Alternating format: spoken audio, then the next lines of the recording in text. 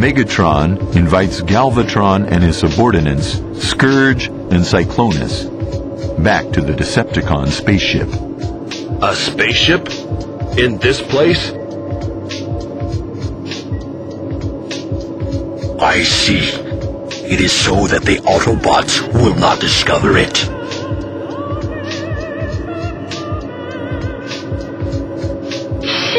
What a bunch of creeps. Hiding the shuttle deep in a cave. That sounds like my sound wave. Excellent judgment. Don't you be treating my subordinates as if they were yours, Galvatron. I believe that you are a fellow Decepticon, so I invited you here. But remember, that doesn't mean I believe all your coming from the future stories. Brother, don't say that. I am you, your future self. Surely you feel it. The same black oil flows in both our metal veins. What's this? Is this true, Megatron, sir? Yes. I'm certain. I feel it. The same electronic pulse connects us. Well then, how goes the future for me? Still fighting those Autobots? A little white lie or two won't hurt. Don't want him losing respect for me. Obviously, we now rule the universe, thanks to me. Really? Is that true? Of course it's true. We bask at last in the glory that is ours. Wonderful. Please tell me more. Tell me the details. I shall. But we don't have the time for that now. A temporary threat to our glorious rule has emerged. It is to stop this threat that they have returned to this era. What? Listen to me, brother. That is a conversation for the future.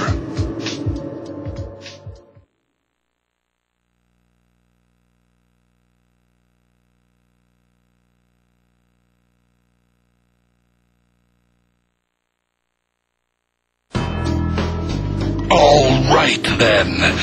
Why don't you tell me about this threat thing? Of course.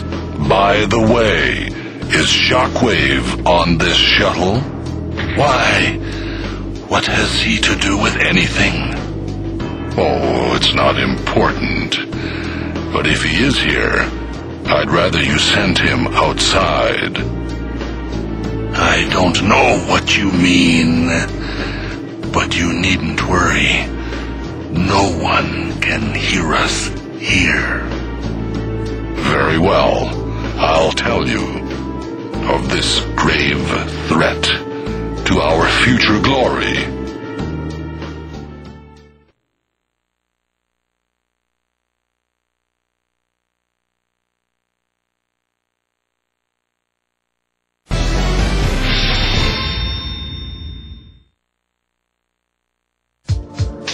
At the same time, on the Autobot shuttle, Rodimus Prime, Autobot leader who has traveled back in time, is also talking about the events of the future.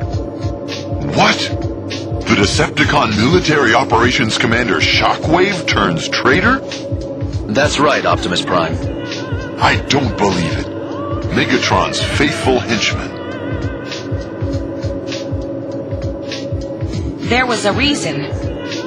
That Galvatron you fought with earlier is really Megatron, restored and made more powerful after undergoing damage in a battle. But when he became Galvatron, he took a turn for the worse. He became more violent and began to lash out indiscriminately at anyone near him. Even within the Decepticon ranks, he started losing his authority. Shockwave observed the new Galvatron and came to a conclusion. He is not fit to lead the Decepticons. I myself would make a better military leader. But a one-robot mutiny? How? Even with his authority weakened, Galvatron couldn't be dislodged from the top of Megatron's organization. Yes, but he had something that changed the odds. Zell Quartz. Zell Quartz? What's that? Well, it is nothing less than the greatest threat to the Transformers of the future. Rodimus Prime told Optimus the whole story from the beginning. A story that goes something like this.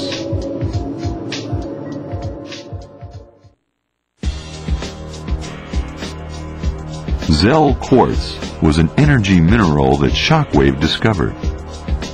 If the quartz is set into the body of a being born on Cybertron, for example a Transformer, that being will experience a prodigious increase in power and strength.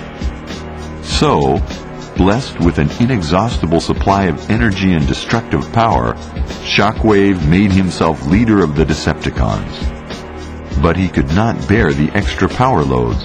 His circuitry malfunctioned, and he began to run amok. Of course, both the Decepticons and the Autobots tried to stop him. But fueled by the near-infinite power resources of the Zell Quartz, Shockwave was unstoppable. Both sides suffered massive losses. Eventually, the planet Cybertron itself was destroyed. Rodimus Prime knew that Shockwave would not stop until the Earth and all the other planets were bathed in fire. Rodimus sought help from the Quintessence, who were also under threat. They provided technology that would enable Transformers to travel back in time through a time slip, where they planned to stop Shockwave from ever unearthing the Zell Quartz.